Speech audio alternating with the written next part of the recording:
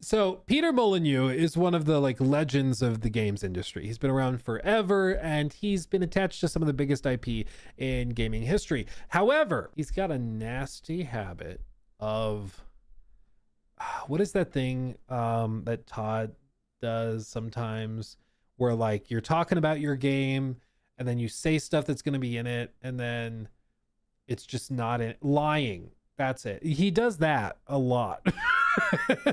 And yeah, he gets himself in trouble because some of the stuff that he claimed was absolutely crazy. But I want to take you back with this video from the YouTube channel Slow Start. This video goes back, as you can see, it's titled Project Milo, the biggest lie Microsoft ever told. Basically, this is a time capsule of 2009, and it's absolutely crazy. This is not the first time in 2025, 2026, where we've gotten a push into like AI being the next frontier. Back in 2009, they tried to frame it as though they had just basically made a breakthrough into sentience and AGI and stuff. Like, it was absolutely crazy that people were just like, yeah, it looks real to me. Especially nowadays when we have LLMs and stuff, we can see how not real this actually is. But just watch it. Just check it out. Let's see what he has to say about Peter. Hello, I'm Bill Gates, chairman of Microsoft. In this video, you're going to see the future.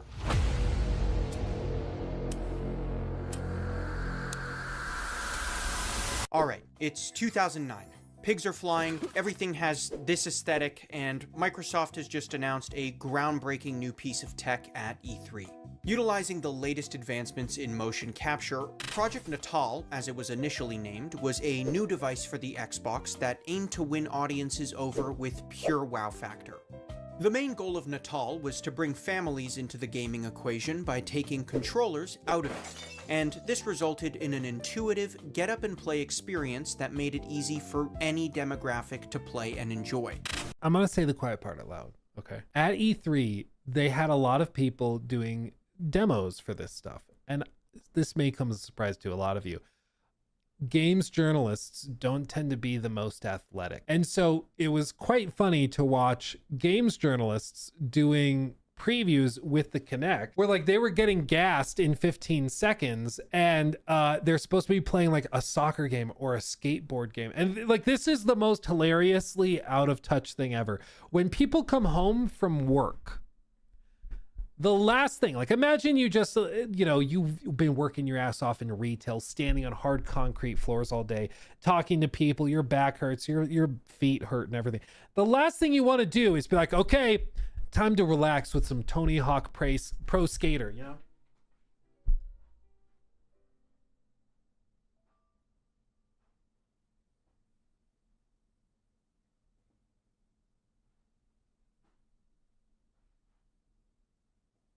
Like, that's the last thing you want to do.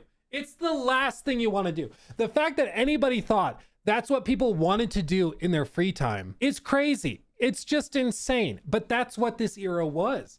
They thought that that was like revolutionary. You can get back home from work and kind of look like an idiot for like an hour before you get tired and you want to do something else. And frankly, a lot of people when they get home from work, they just want to grab the controller, sit on the couch and play. It was like the most bizarre thing ever that they thought that this was going to be the next big thing. It also, let's just be real, was basically a direct answer or attempt at an answer to the Wii. The Wii, which launched in 2006, was huge and it was sold predominantly on its like motion controls, which was very cool. It was very, very cool. But like everybody wanted their own piece of that. And so you had PlayStation doing the PlayStation Move or whatever. And then Xbox did Project Natal. It was a gimmick, you know, gimmick through and through. And shocker, it didn't go well. Up and play experience that made it easy for any demographic to play and enjoy. For 2009, it was pretty damn impressive, and in the eyes of many consumers, it made Sony and Nintendo's motion tech look kind of obsolete. But that night at E3... Until people used it. I remember using the Wii and having fun with like the bowling game because you could actually like finally control the bowling and like you could get good at bowling. With Kinect, it felt like it was just a total crapshoot because it wasn't that accurate. It wasn't very good at what it was doing. And it was just worse than pretty much everything else just using a controller. You know, it just wasn't very, it was a cool piece of tech in search of a solution it could, or in search of a problem. You know, it was a good solution in search of a problem that it could be a solution to. And they just kind of did it backwards. Instead of starting with a problem and trying to come up with an answer for it, they created a solution and an answer and then tried to find something that made it cool. 3, Microsoft would manage to continue the hype train. You see, after the unveiling of Project Natal, another speaker would take the stage to present a tech demo for Microsoft's new hardware. You know, I want to just say one thing to you, and that's the word interactive. That's Peter Molyneux, game designer for the Fable series and former creative director at Microsoft. And what he's about to share with this audience at E3 will echo in eternity as one of the most intentionally deceitful unveilings in Microsoft's history. And this is an important distinguishing thing, okay? I am more forgiving if a game dev says something is in their game and then they had to tweak it and shift it and like it just didn't work out. That's okay. That happens in game development all the time.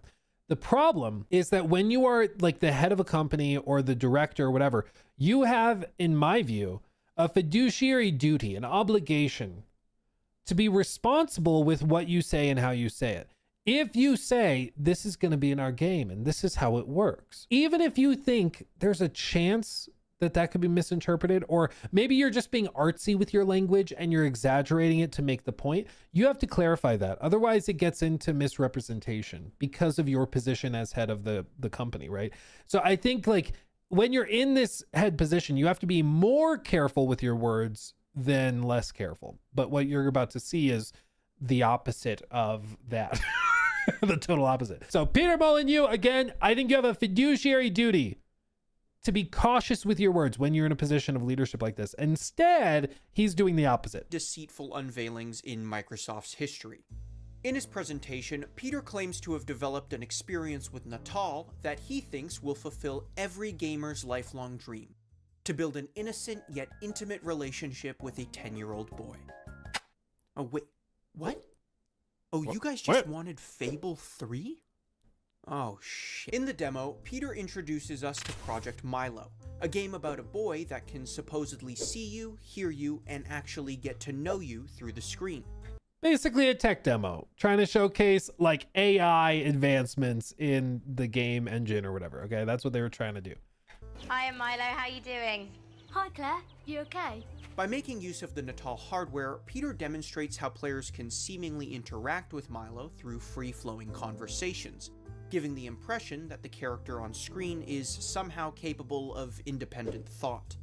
Here we're seeing Claire being recognized, and the emotion in Claire's voice being recognized, and that emotion reflecting in Milo's face. Those are all being seen for the first time. That, I'm pretty sure that's a lie.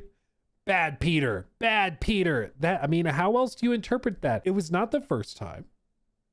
That's a lie. But this was used to hype up the Kinect because it was a convenient lie, you know? This was used to hype up the Kinect because it was like, oh, now you can have games where the NPC can see you and talk to you and interact with you. Turns out the entire thing is like carefully scripted, as were pretty much all of the Kinect demos, but you're going to see even worse examples. At first glance, it looks quite impressive. Yet the way Peter describes it, you'd think his team had just stumbled on the means to creating sentient AI. And something tells me that's kind of what he wanted us to think. What's worse is that one look back at the comments section for this presentation proves that we bought right in. Of course, there were skeptics, but I wouldn't get too worked about this just yet. Peter Molyneux is incredible at hyping people up for his inevitable mediocre final product. for the majority, people really thought Milo was a game changer. Yeah, look at these. Oh my gosh, how incredible. I mean, it is amazing. Really, it is. Thank you for putting this up. That is wildly impressive. This is truly a step into new generation. You imagine how long the games might take to make if they need to make all the characters act in a way like it could take forever? I'm freaking out a little. Most impressive. This is beyond belief. It just doesn't seem possible. It's almost like it's not possible. I can't even begin to imagine the amount of time it must took to create every possible outcome from what everyone or what someone says. Because at the time, again, this is pre-LLMs, like where you're not using neural nets. This is all manually coding in responses for specific statements and stuff. It's like early Siri, if you remember that. Siri, you could ask to like start an alarm for you or set up an alarm. You had to say it in a very particular way because that was the only combination of words they had programmed to react to that. There was no like understanding through neural nets, you know, everything. It just didn't work that way. Anyway, continuing. Changer. Literally. I mean, audiences were more excited for this game than the actual hardware it was demoed for. Not to mention the potential this kind of AI had for countless genres in the industry. The problem? It was all complete bullshit. The demo was fake, the actor was acting, and Peter was essentially lying through his teeth. Or was he? No, I'm just kidding, he was. He totally was. And this was most certainly not the first time either. You see, Peter was notorious throughout the industry for overpromising, exaggerating, and flat-out lying about upcoming games. I mean, you could probably score the rest of this video with the flight of the bumblebee, and it would match the tone for the level of chaos this man has caused. But Milo? Milo was his magnum opus, a lie so deceitful that it crossed the point of outrage to just actually being kind of impressive. By utilizing his arsenal of clever word choice alongside demo footage that mainly consisted of smoke and mirrors, Peter managed to convince an entire generation of gamers that he had developed a technology 50 years ahead of its time. What would ensue was a roller coaster ride of PR shenanigans, miscommunication, backpedaling, and deception that would ultimately amount to nothing. But to understand how this happened in the first place, we need to take a look back at the man himself. Peter. Like, I think again, I with Peter, I've always gotten kind of conflicting feelings, and I want to know what your feelings are after we go through this. But I think there are some creatives, like Sean Murray is an example of one, who's passionate about his game. And when you go back through a lot of like the No Man's Sky stuff, he was saying stuff that they wanted to have in the game that was cut because of time constraints and money constraints, and the team just couldn't get it done. Eventually they went back in, added pretty much all of that stuff to the game as it sits today. But when I go back through those clips of No Man's Sky and the press conferences and the interviews and stuff that he did, I don't get the feeling that he was like trying to misrepresent the game intentionally to get sales. I think he just got in way over his head, and he was passionate about what they were building, but he didn't understand the weight that comes with being in that position of leadership, and that you need to be very careful with what you say is and is not going to be in the game. You have to be very precise with what you say. Yeah, otherwise you end up with like that video from Game Trailers. Yeah, that's a classic, dude. But with Peter, I've gotten conflicting feelings where at times I feel like he is just a passionate game developer who gets himself in way too deep and overhypes things because he's just excited.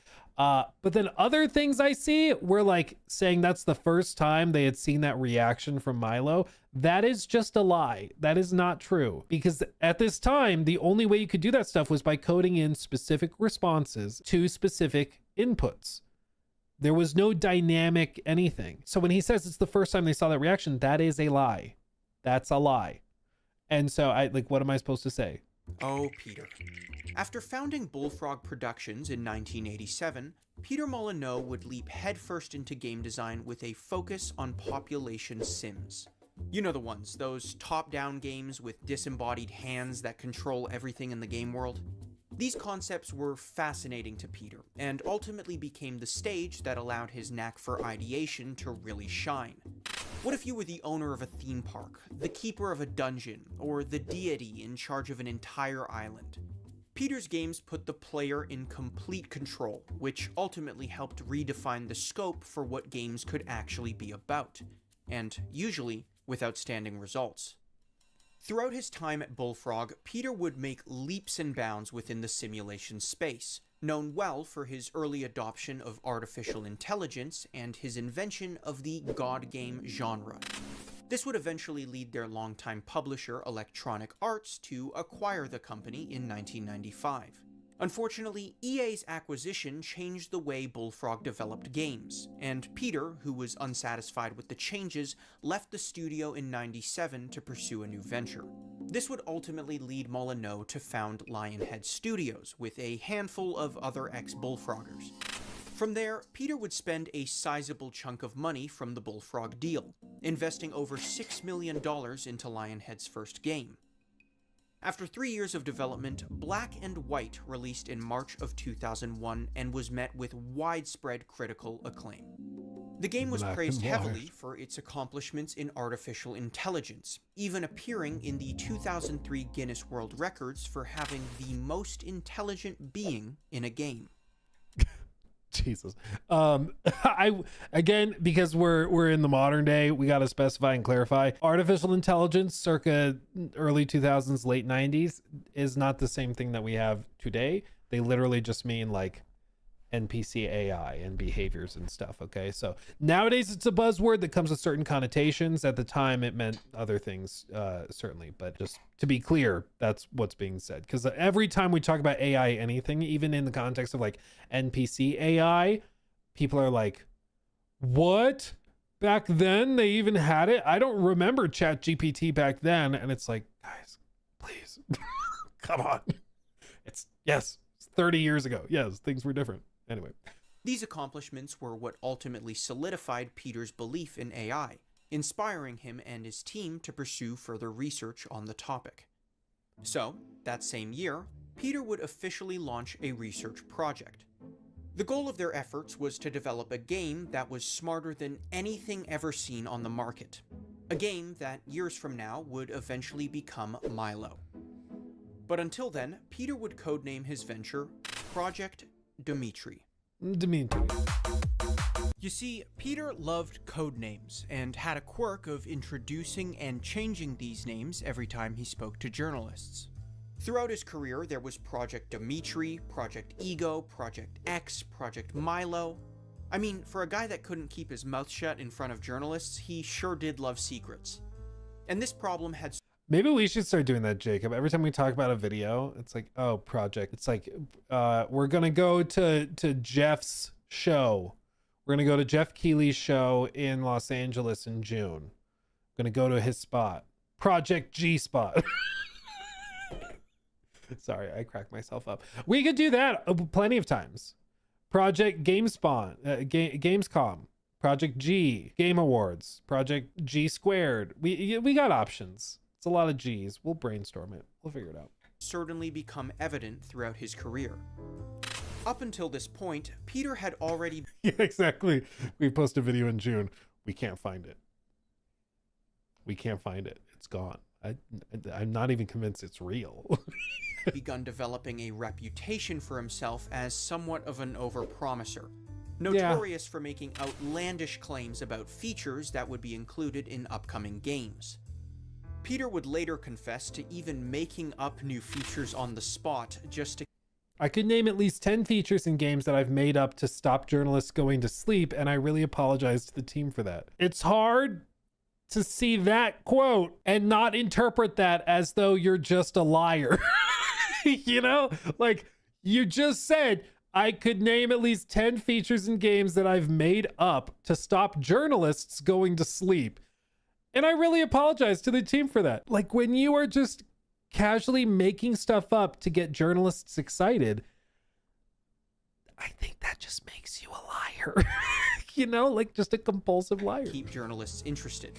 And that problem would only grow worse when his company released Fable in 2004. To build excitement for the game, Peter would make all sorts of false promises for Fable, which ultimately ended up hurting the game's reception among fans. To give you a better idea of what I mean, here's just a few. 1. Peter said that Fable would be a completely open world with zero invisible boundaries. 2. Peter said you could have children who take over as the playable character if you die in the game. 3. Peter said you could plant a tree and watch it grow to fruition in real time. And so on. Of course, none of these promises actually made it into the game, and probably caused most of his development team to slam their heads through drywall. The worst part was that Fable was a good game that just happened to fall flat because of heightened expectations. Some may write this behavior off as a passionate game designer getting overly excited about his game. I don't know. That previous quote, though, I kind of want to look it up because I want to see if I can find it. Because if this quote is real, Like it's really hard. Reception among sorts of thousand. Where is it? And that up Yeah, new features here. on the I can name at least 10 features in games that I've made up. Does he have a source for that? He does. Notable sources. He has a bunch in here. This gives me a lot more confidence, the fact that he's sourcing all this. Okay, so I can't find in his sources the quote, that quote.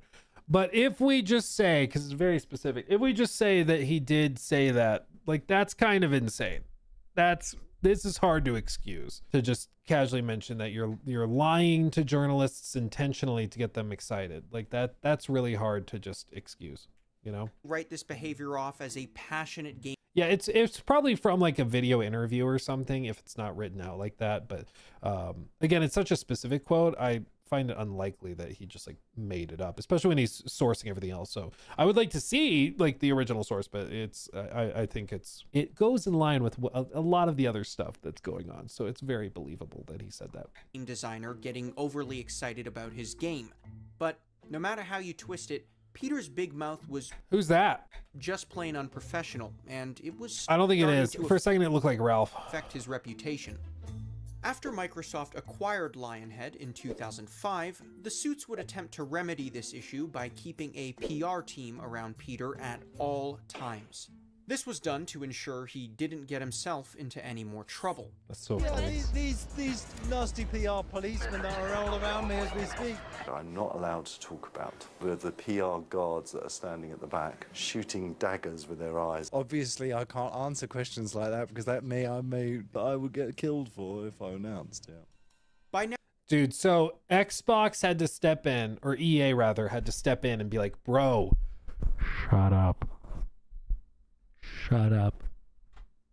You're hurting your game. And this is the thing that always drives me crazy with like the overpromising, is that it hurts your game long term. Like, yes, you'll get some hype in the short term, but like when you hype it up and make it out that like Starfield is going to basically be Skyrim but in space, like that level of handcrafted experience with exploration and adventuring, but with 1,000 planets, that raises the expectations. And so if you don't live up to that standard, it's going to crash and burn. It's going to be like miserable. You know, it's you can't do that because the disappointment will do a lot more damage than good. now you're probably wondering, well, how does Milo fit into all this? And you'd be right to ask that. Well, sometime in 2007, after many years of experimenting, Peter had finally found some direction for Project Deceitful. For roughly 6 years, Lionhead's research into AI game systems had never actually resulted in a full game. Let's see. Nicholas says he said he would I can't read. He said that he would think up features on the fly in interviews, and his team would be aghast at him, promising something they didn't even know was possible. Yeah, like he's excited, and so he just is like brainstorming in an interview. But like at some point, I think when you have a responsibility and then you're doing irresponsible things like that, like you're an adult. You run out of excuses, you know, like you're an adult, you run this company, and I get it that you're excited brainstorming ideas, presenting them as if they're in the game, but that is irresponsible and it harms your employees and everything. Like I lose sympathy even with that, because I'm like, I get it, you're excited and you're like thinking up things that you could do, but you know, as a game developer, you can't do everything. So you can't just do that. You know, you can't just go out there and say stuff and then get in trouble and then act like, well, I was having fun. Like you just can't do that. You're an adult. Sure, many of their advancements made it into other games as features, but nothing quite managed to harness all of their efforts into one single title. And now, with pressure from Microsoft to actually return results, Peter needed to finally turn his passion project into profit. So, in 2007, Peter pitched a brand new idea to his associate Gary Carr, who was then an executive producer at Microsoft. This new idea would build upon everything the team had worked on with Project Deceitful, but under a completely new name. You see, by 2007, codename Deceitful was kind of a bad word around Lionhead, and had become somewhat synonymous with failure. So, in order to improve morale regarding the project, Peter would codename their new venture Milo, named after the game's protagonist. Development for Project Milo officially began in 2007 as a sort of simulation centered around the life of one individual. This, of course, took Peter's usual formula of population-based sims and flipped it on its head. Instead of a simulation involving multiple people, Project Milo would be about just one, a boy, and your actions in the game would determine who Milo grew up to be. It was basically a glorified parenting sim, except instead of taking the role of an actual parent, you were more of a friend, or mentor, or slave? I mean, the first prototype literally just had you doing Milo's chores, and from what I've learned, it didn't sound incredibly impressive. But, according to Peter, Project Milo was utilizing an impressive display of AI technology, combining advancements made with Project Deceitful alongside Microsoft's own research. It was something Peter felt incredibly proud of, leading him to suggest in an interview that their achievements could eventually find them on the front page of Science magazine. An important thing to note, It's a big claim. It's big. Okay. though, was that until this point, Project Milo was strictly being developed for use with a controller, and there was absolutely no knowledge of Project Natal up to this point. That was until I'm sorry. Every time I see a Connect demo, I'm like, they spent millions on this, dude. This, like, look at this clip. absolutely no knowledge of Project. They spent millions. They went and spent millions at E3 to do demos of this, of like, yeah, just whack the balls. Like, they thought that was the future, dude. 2009 was crazy, man. It's absolutely crazy. It's ridiculous. Natal up to this point. That was until 2008, when one of Peter's associates at Microsoft spilled the beans. Uh-oh. Turns out, a group of Microsoft engineers had been working closely with an Israeli tech company to bring motion sensing hardware to the Xbox 360. This technology was first introduced to the world at the 2006 Game Developers Conference by a company called PrimeSense. Back in 06. At the convention, PrimeSense revealed, I will say, I miss old school logos, dude. Like this weird face logo, PrimeSense. It's just a P and an S with like eyes in it. But I miss these kinds of logos. Now everything's a triangle or a cube or like a weird piss. Like, I miss these kinds of logos. These were goated, man. I hope we have a renaissance of company branding, because right now it's so soulless and corporate and dystopian. I love these weird, cringy ones. a revolutionary new device capable of sensing and mapping human bodies in real time. At this point, the tech was still in its early stages, but it showed promise, which was illustrated through PrimeSense's earliest concept videos. And while many of these demonstrations But you see what I mean? Like, who, when navigating a menu, wants to do this? Like, it can work in certain instances. For example, like the Apple Vision Pro, they have the eye tracking. So you look at a button on screen, or like in this, you look at the list of icons and items. You look at it and then you just tap your fingers, and then whichever one you're looking at is selected. That works. But when it's purely motion tracked and it's like, nope, it's not sensitive enough. Okay, hold on. Okay, we're nope, wrong. It's quite frustrating. It's quite annoying. But anyway, yeah, I think that again, this is really cool tech, but it was searching for a problem it could solve instead of being an answer to a problem. So it's really impressive, but it just didn't make sense for most uses. And while many of these demonstrations looked impressive, the production quality was a bit more akin to a Tim and Eric sketch. So, what was the name of that movie you told me you wanted to see the other day? Sorry. Also, that like 2008 computer sound effect, bleep bloop, bleep bloop bloop, whenever you press a button, it's so like, this is a deep cut. It's so Agent Cody Banks, it's like Disney Channel sound effects. It's so stupid. But at the time, I'm sure it was like, that's so cool. That's futuristic. But now we hear it. It's like, dude, we got the Internet Explorer back buttons and everything, man. Wow. There you go. There you go. Continuing. How about that one? Bleep bloop. Select pizza slice. Women's fashion. Oh. Hi, how are you? Hey, Greg, how you doing? I'm gonna have to call you back tomorrow night. Okay, bye. Good night. Yeah, can we not? I'm sitting with my wife, bleep blooping. Show some damn respect. As cheesy as these demos were, the concept most certainly caught the attention of Microsoft, and especially Peter Molyneux. This would lead Peter to completely rework Project Milo to incorporate this new hardware, of course which it did. Microsoft had codenamed Project Natal. Peter now envisioned a game where players could actually speak to Milo through Natal, and Milo would, ideally, respond back. Microsoft ran with it, and for roughly the next year and a half, Lionhead would double the size of their team to help steer Project Milo in this new direction. This would set off the chain of events that would eventually lead to Peter's infamous demo at E3-09. Contrary to popular belief, Project Milo was not entirely a hoax. As misleading as it was, the video Peter showed at E3 was technically not a complete fabrication, because Lionhead was really working on a real game. And after the incorporation of Project Natal, Milo... Sorry, again, all the clips of the... all the clips of the Kinect stuff.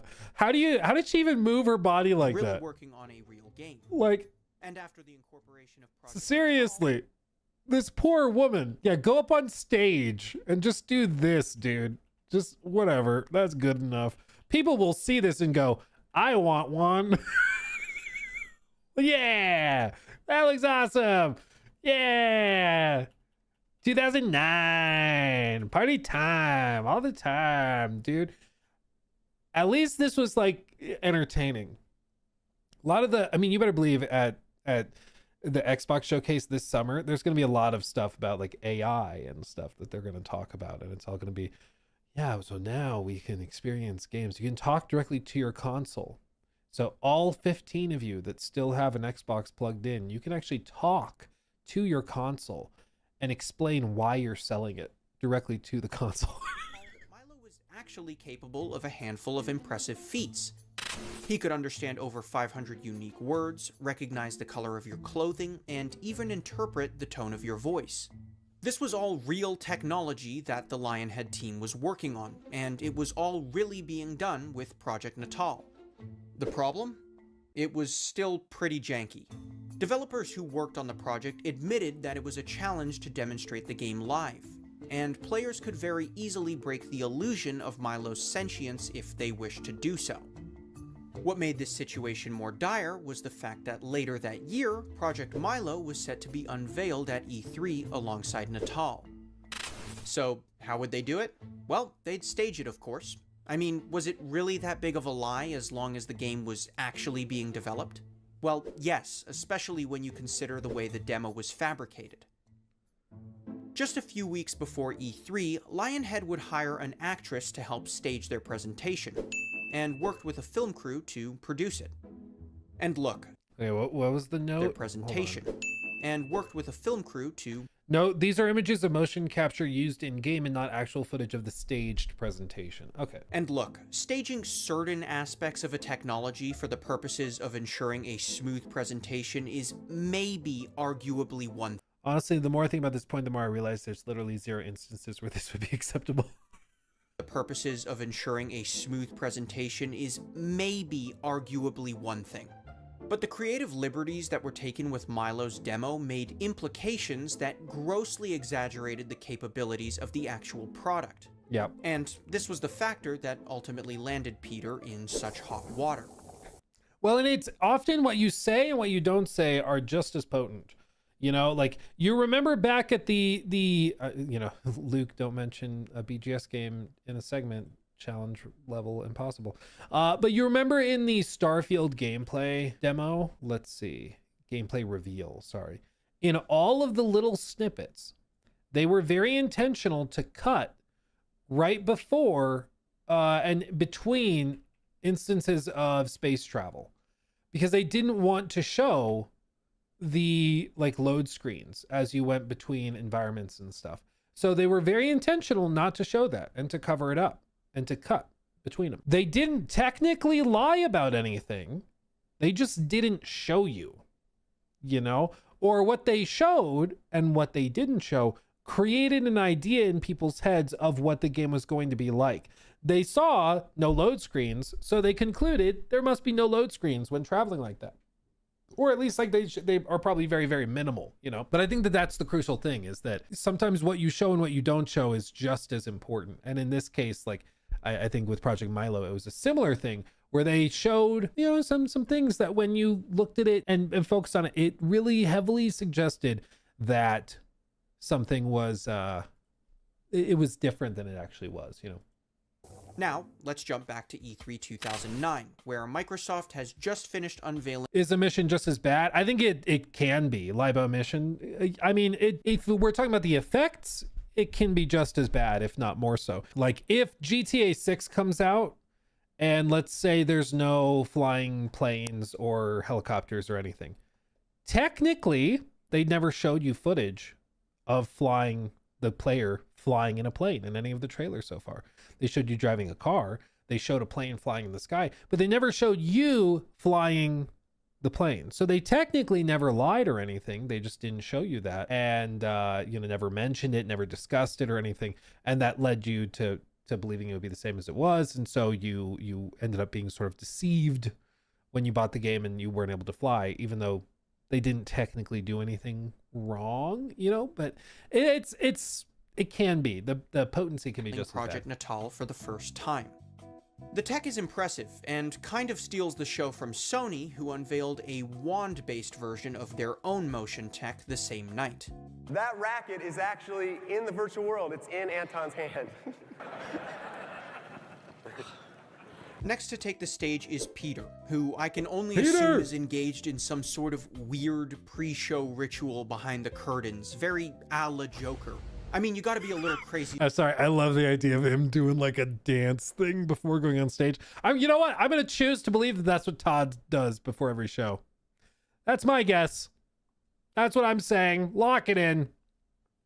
Before Todd goes on stage, he has a whole routine of putting on his leather jacket, doing the dance, punching time clock boxes, whatever you call those. Yeah, I think that's fair. To pull a stunt like this in front of the entire gaming industry.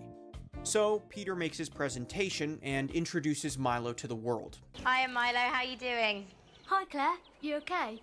Actually, I'm a bit nervous. You? Nervous? I don't believe it. On first see what I mean? The bring, like crazy sound effects. Watch, the video actually looks pretty convincing. But as we come to find, Peter is using a mix of both deceptive gameplay footage and clever language to mislead the viewer. The interactions presented in the video make the implication that players can have complex, free-flowing conversations with Milo, and can come to form deep personal relationships with him. Listen, I was thinking today you should let me beat you at football again. That is if you finished your homework. You have finished your school project. What happened there is that Claire knew Milo so well, she knew when he was worried about something. Of course, as you can probably tell, this entire interaction is scripted. There's even moments in the video where Milo appears to remember seemingly impressive details about the actress's personal life. Science fiction is not even written about. Don't forget your mum's birthday. Did you catch that? Apparently Milo just on a whim remembered Claire's mom's birthday, which once again tries to reinforce the idea that the two actually have a relationship.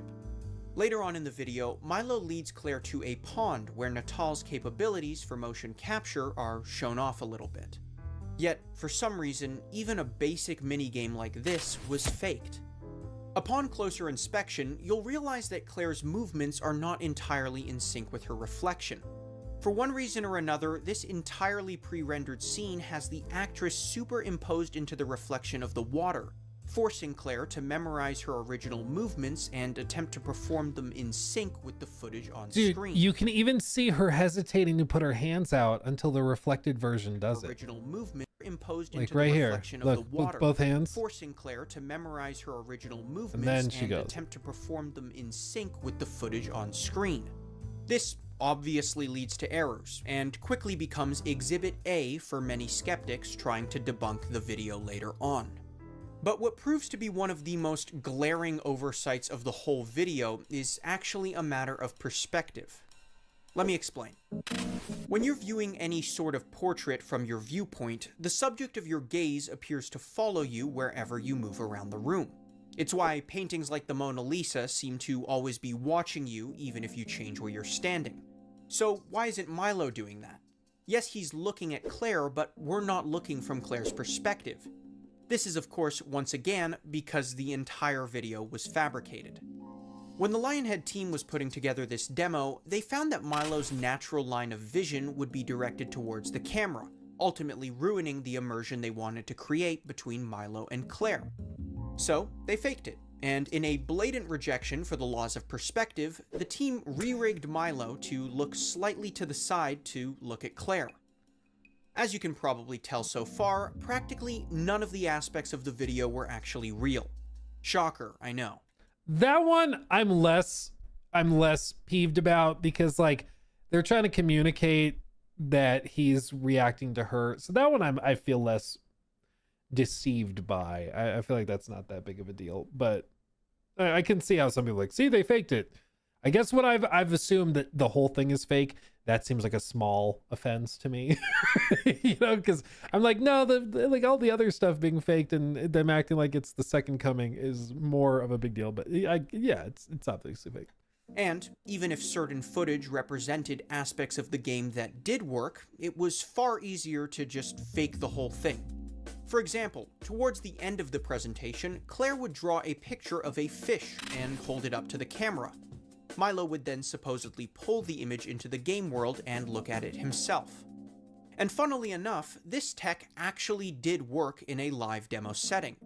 Turns out Milo had an incredible knack for recognizing drawings through the Natal camera, and even learned to identify specific objects through machine learning. Cool. It was actually one of the things Milo was best at, and there was even talk of improving the tech so that Milo could learn to identify new drawings as you showed them to him. Of course, the reins were pulled back on this to avoid making Milo an expert on identifying crudely drawn penises. But the take home here is that it did actually work. You drew it again? Why did you draw it again? Please stop drawing penises, please. So, in summary, what Peter essentially showed the audience that night was a demo of a game that did technically exist, but the format in which they chose to present that game took way more creative liberties than it ever should have. And what did that result in? Possibly the most misled outpouring of enthusiasm a game has ever seen, apart from a few other titles. People were losing their minds about this game.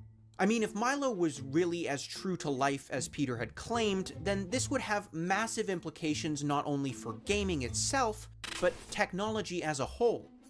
If only it were true. Later that night, after the E3 press conference, a select group of journalists were picked to actually meet Milo and demo the project for themselves. And this is where things started to take a bit of a turn. While the demo was impressive, many playtesters would quickly come to see through the smoke and mirror tricks used to give Milo the illusion of sentience. For example, Milo could understand words, but only certain ones, and those words had to be given within the correct context to be understood in the first place. If you asked Milo something yourself and he didn't understand, his code would prompt him to either politely nod or shake his head, which made many attempts at communication just kind of fall flat. Milo, what time is it?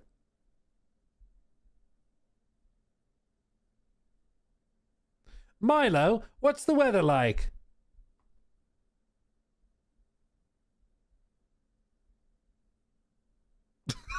I can see how that would be kind of underwhelming. Oh yeah, the future of gaming. If you tried to tell him a joke, sometimes Milo could read the tone of your voice and interpret it as such, emitting a laugh. Of course, Milo didn't actually get the joke and wouldn't comment on it in any way, but it was part of the illusion the game tried to convey. Most journalists remarked on how if you played Milo by the rules, you could actually have half-decent conversations with him. But any, and I mean any attempt to go off script would immediately poke holes in the illusion. But the journalists' impressions didn't really do much to quell the excitement for the game. Just like any hype train, once it gets going, it's kind of hard to stop. So, E3 2009 ends, and Microsoft is swarmed with enthusiastic journalists chomping at the bit for details about Milo and Project Natal. And the excitement is palpable. So tell me more about your role with Project Natal. So I'm essentially the technical director for the technologies that you saw. So from our perspective, the inspiration really was, could we actually incorporate the human into... She could at least pretend to be interested. Sorry, that's funny. Just immediately checking out the gameplay so that we could create a system. Wait, I think I recognize her though. Is that what did she used to work with, like Rooster Teeth and The No? Do you remember that show like 10 years ago? Rooster Teeth?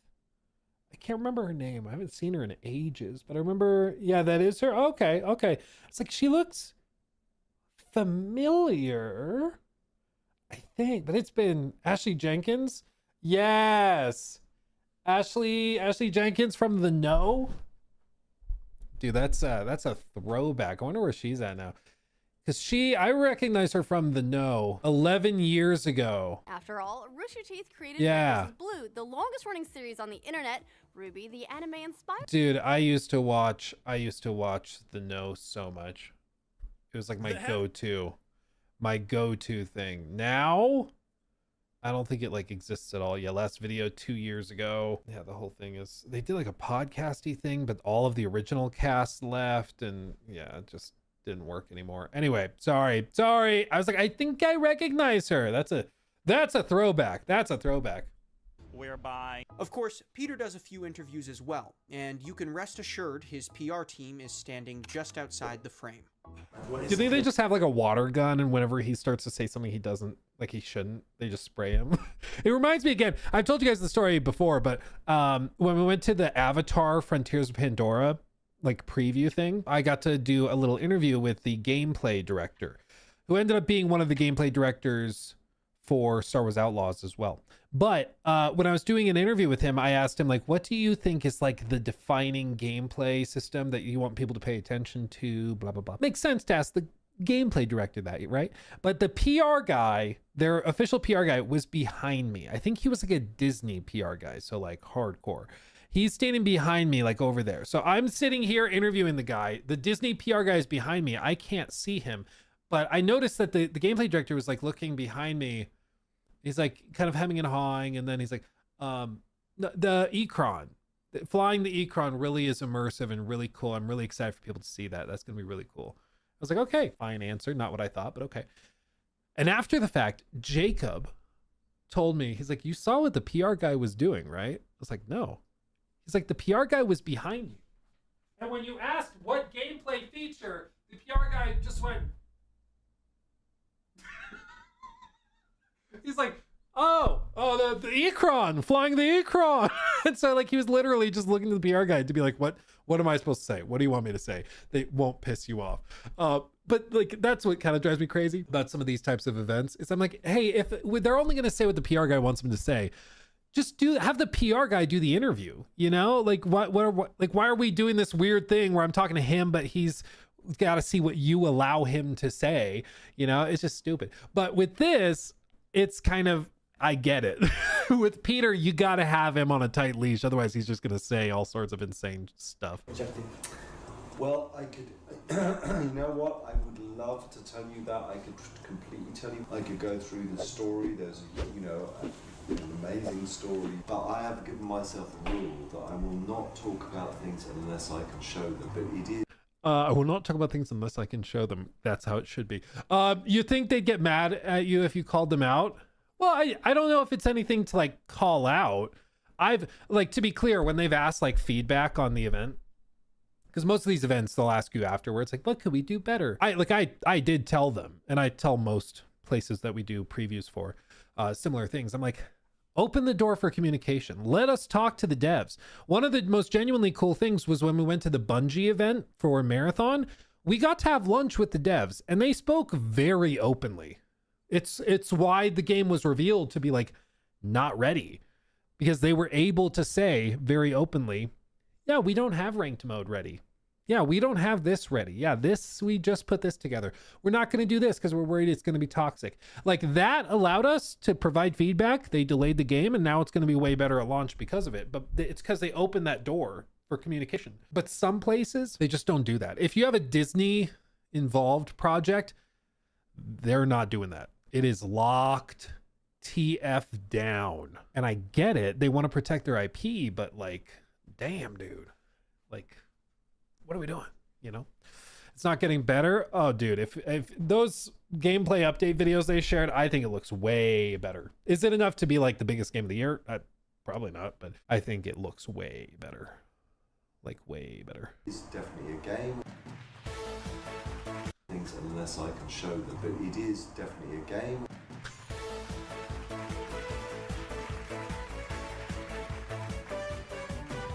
Confirmed. When asked if players can expect a release date for Project Milo, Peter ensures that development is in full swing, and while a release date cannot be given, the game is most certainly expected to be brought to market.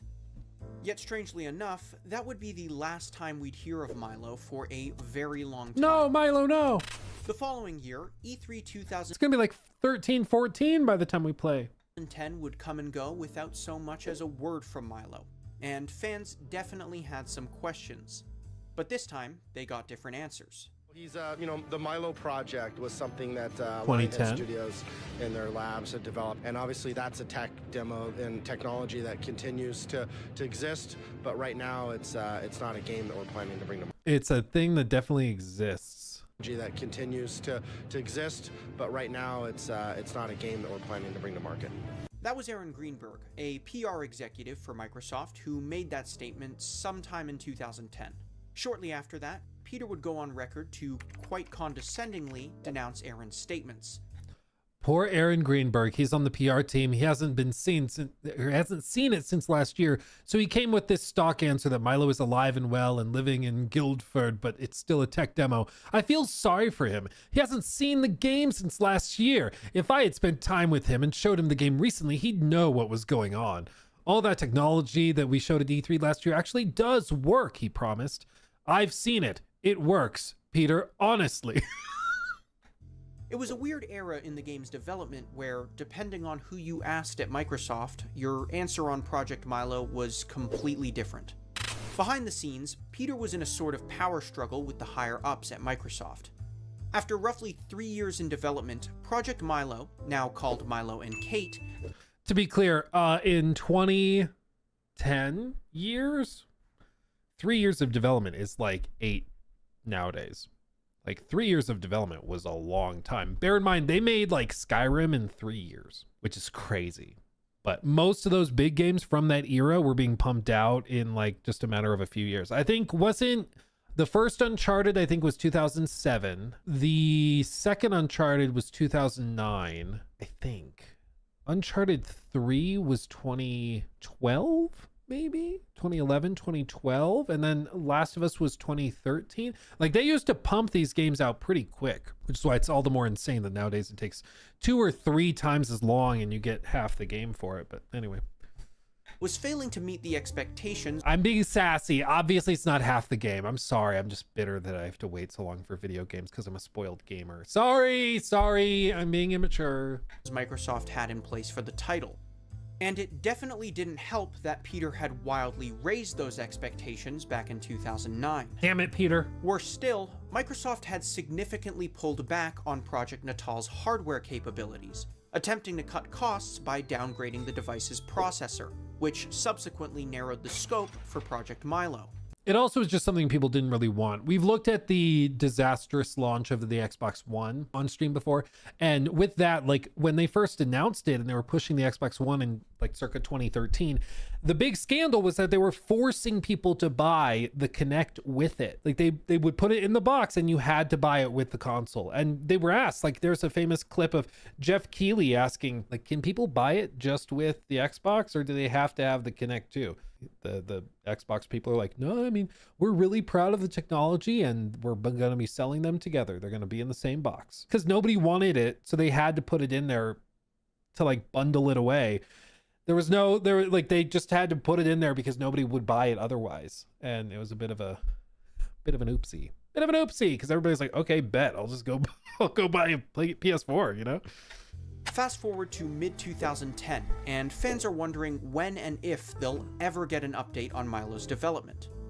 And finally, after over a year of anticipation, Peter would eventually break his silence. I'm sorry, he's just the most 2009 person I've ever seen in my life. Look at that. Because tonight will be the night that I will fall for you. Dude, flipped up the collar of the polo too.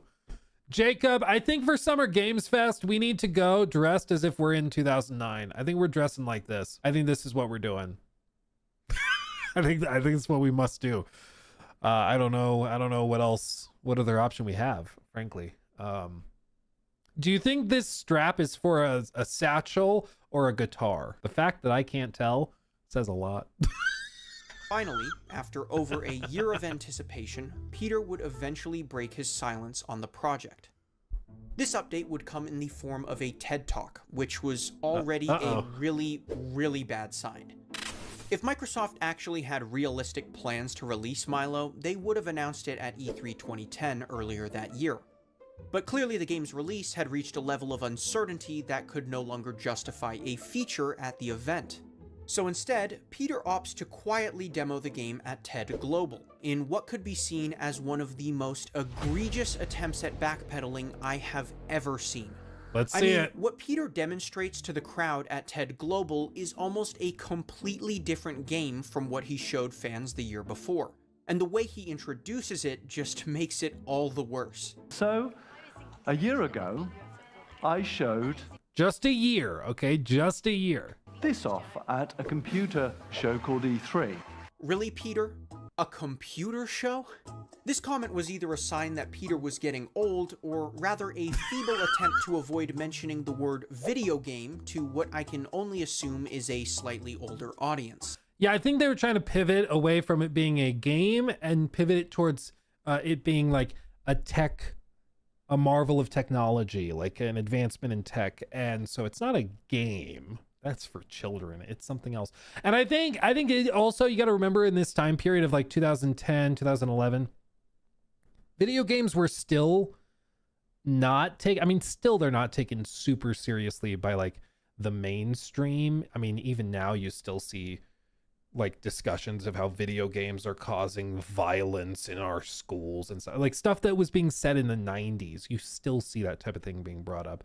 It's still seen as sort of like an immature thing, but to a much lesser extent than 15 years ago, circa 2011. You know, nowadays it's much less of a problem or a taboo, but back then I think it definitely was. This was a piece of technology. It was someone called Claire interacting with this boy. And there was a huge row online about, hey, this can't be real. And so I waited till now to have an actual demo of the real tech.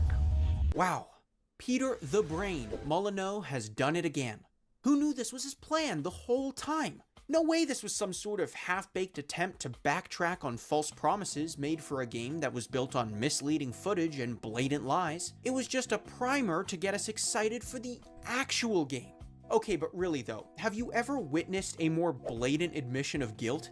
I mean, he literally comes out and says this is the actual demo of the real tech. At this point, implying that the last one was not real and was not an actual demo. Also, I love the random guy just sitting on the chair on stage. You know, like the TED Talk. What? Oh, you're in a TED Talk, Tom? Tom, what is the TED Talk that you're in? I just sit in the chair. So, like, I don't talk. I'm the TED in the talk. I just kind of sit there. So he comes out and says this is the actual demo of the real tech. At this point, he's not even trying to hide that the game was a lie. And then he has the audacity to try and put a bow on the whole thing by pinpointing his team's one sole goal. Just to get to this one simple idea, to create a real living being in a computer. Oh yeah, Peter?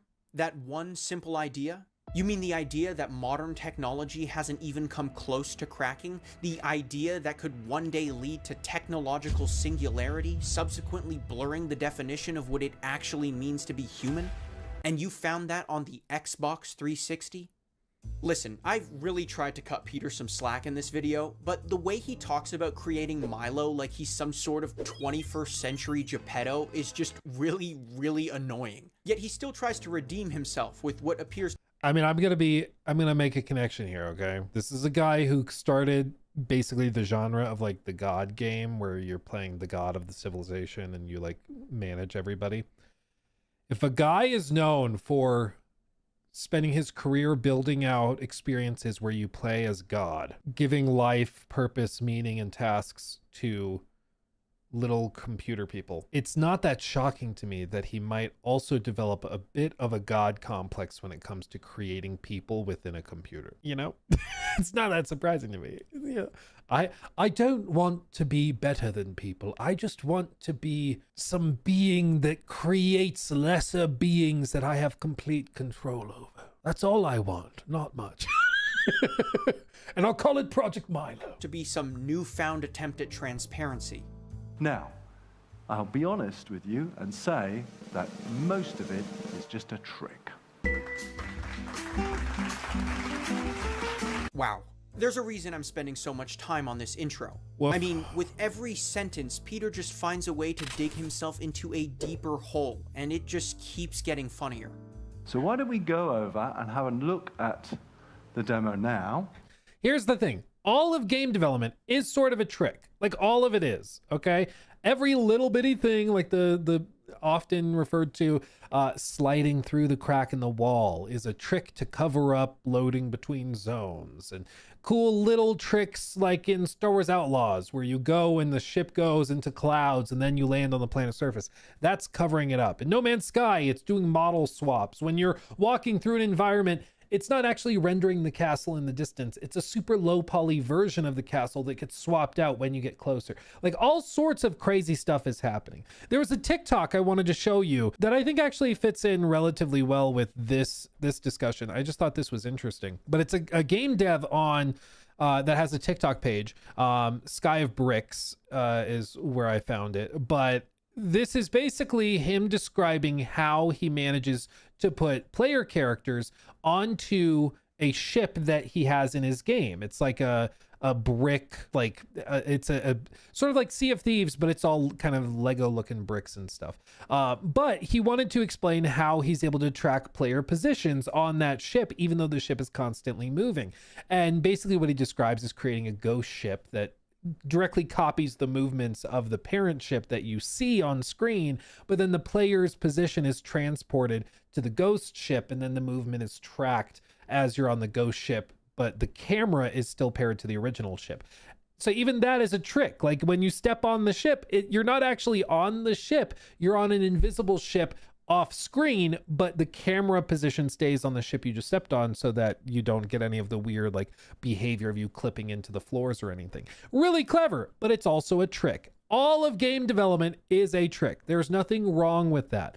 What's wrong and the problem is when you present your game as though you just created sentient life and you're basically Jesus Christ, and then you walk it back at a TED Talk a year later. That's when we have a problem. Wait, this is Dimitri? Like the project Dimitri? Turns out this part isn't a lie. Apparently the original project was named after his godson the whole time, who actually worked at Lionhead on the Fable games. Who knew? Now comes the actual demo, the honest demo, and there's one key difference right off the bat. It appears as though this time we have a real person playing the game live. Finally, the curtains have been drawn back, and we can see some real gameplay for the first time. Let's check it out. So, he's discovering the garden, you're helping him discover the garden by just pointing out these snails. So, the demo finally begins, and what we appear to get is some sort of on-rails snail spotting simulator. It's a bizarre way to start, especially considering the bold claims Peter made about Milo in the intro. As the camera rolls along, Milo finds another snail on the ground, at which point Milo encounters his first test of morality. Turns out Milo has a thirst for blood and sadism, and toys with the idea of squishing the snail underneath his shoe. At this point, Dimitri is prompted to use voice commands to either encourage Milo's behavior or stop him. Do you want Milo to squash it? When you see the microphone, say yes. Squash. Or Go on, Milo, squash it. No, that's the right thing to do. No, that's the right thing to do. Well, that was unexpected. But what doesn't come as a surprise is how the voice recognition system has changed. You'll notice that in this new demo, there are explicit prompts for when you can actually speak to Milo. Of course, this wildly contradicts Peter's first demo of the game, in which it's heavily implied that speech is free-flowing and spontaneous. At this point, the presentation continues for another 6 or 7 minutes, where Peter demos a handful of other incredibly boring minigames.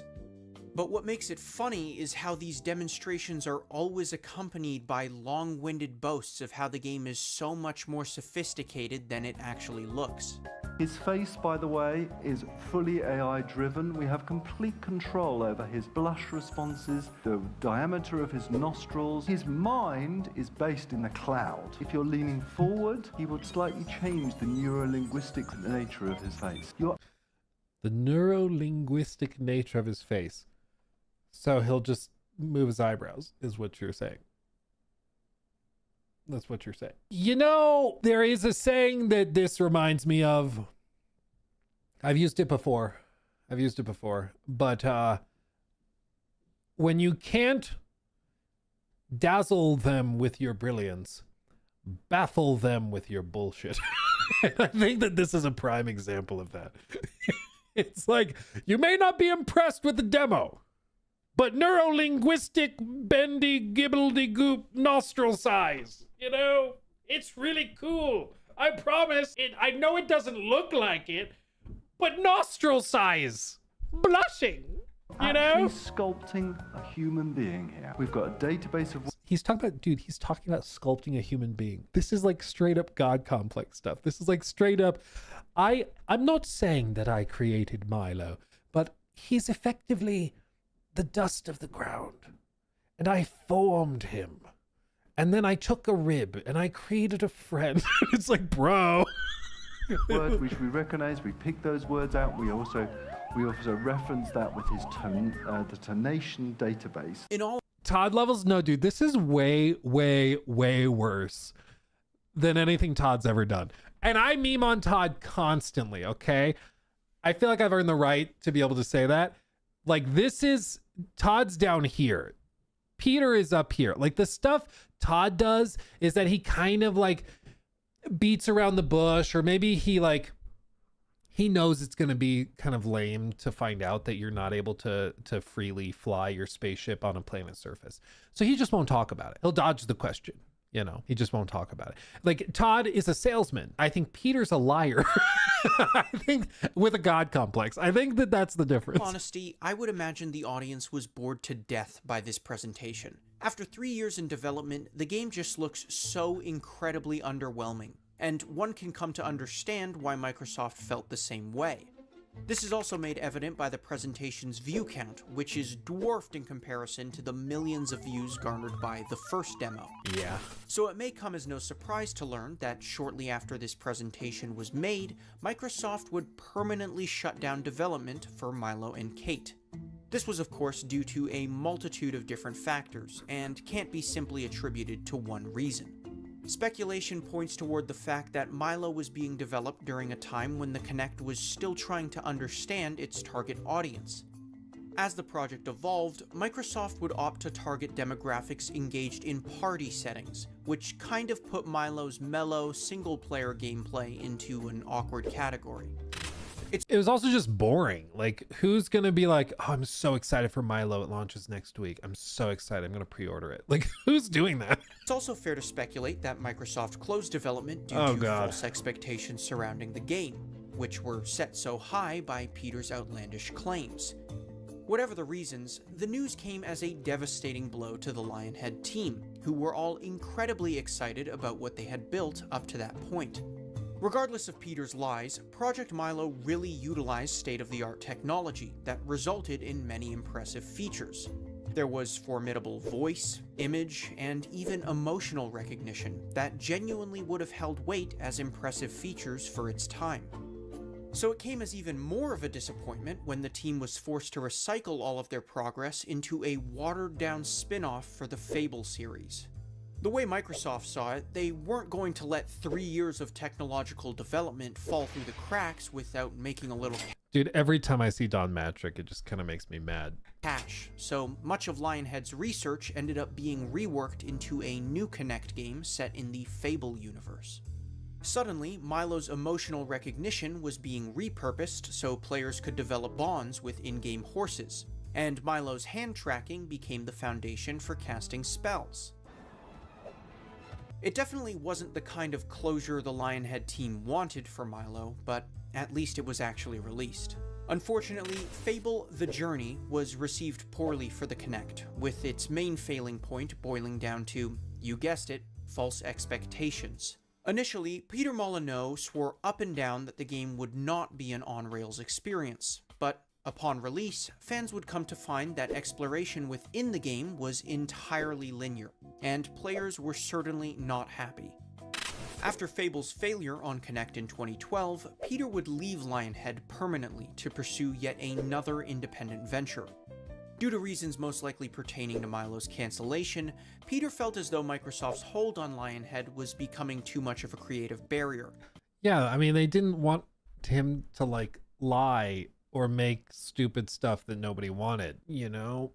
Like, and I think that, you know, the people who like Peter will often point out that he's like a visionary who just gets in his own way by getting too excited or maybe being fast and loose with what's technically true. And like, I get that. And I'm sure to a certain extent that is true. But at the end of the day, in the gaming industry, you are creating experiences that you need players to want and to find compelling. And that's kind of true of many artistic endeavors, but that's why it's the gaming industry and not just like games. You know, if you want to do the weird experimental stuff, you can go off and create, or just go in your basement and build something for yourself or explore stuff and craft it without any expectation of creating a product out of it.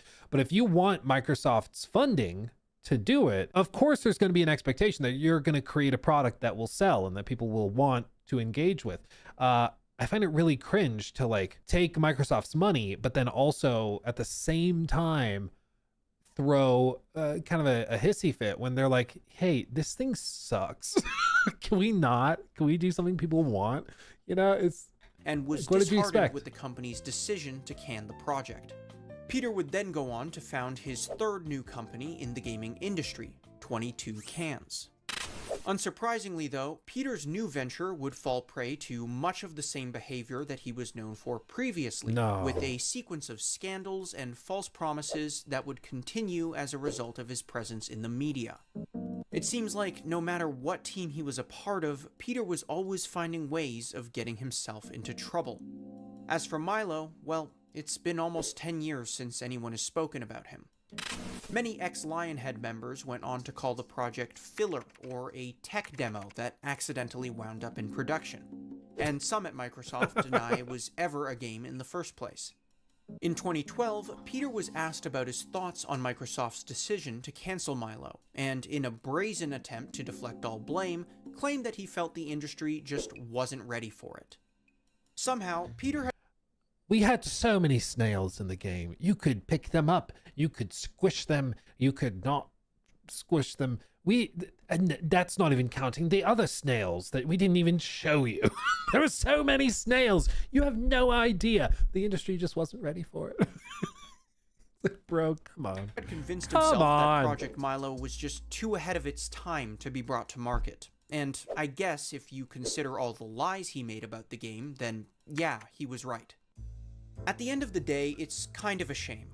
If Peter had just focused more on what was possible with Milo instead of what could be possible, we might have actually seen the game released.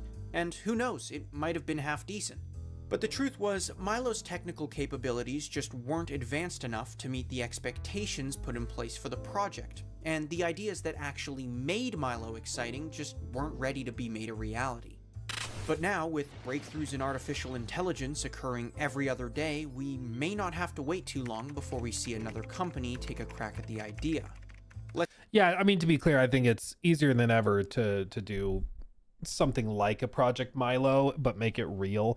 Because you could have just any sort of LLM, especially any of the big ones, you can train them, even a lot of the open source ones, you can train them up to just like, respond to me like you are this character. And you describe the character of Milo, and then you just let it go. And you put in parameters for what it can say and can't say, for tone, for everything else. And then maybe you also say, include instructions for how the character should move, or certain tasks as they move around the environment. And then you attach those tasks to different animations to move them around the environment when they do it. And you just let the AI run it. Like, it's actually quite easy nowadays, but frankly, I don't think it would be that fun even with modern technology. It'd be like, cool.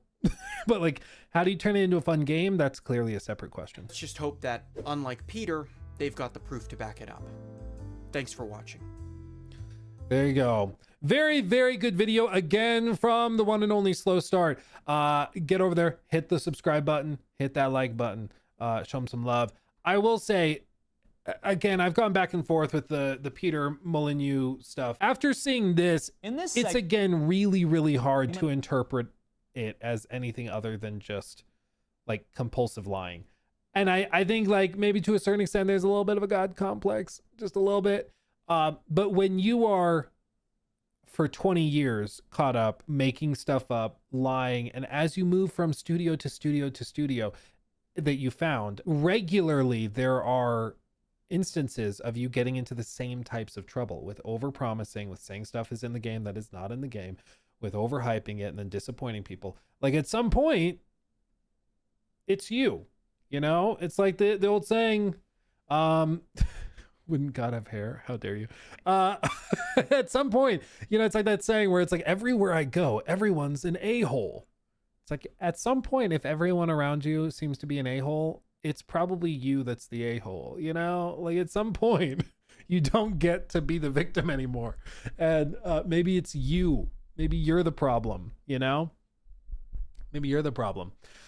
It's just madness. So anyway, he is now doing something. Let me see. He's doing a new God game, Master of Albion. You remember Jeff announced it? Gamescom 2024. Professional streamer. Or not. I can also design, customize, and create all buildings.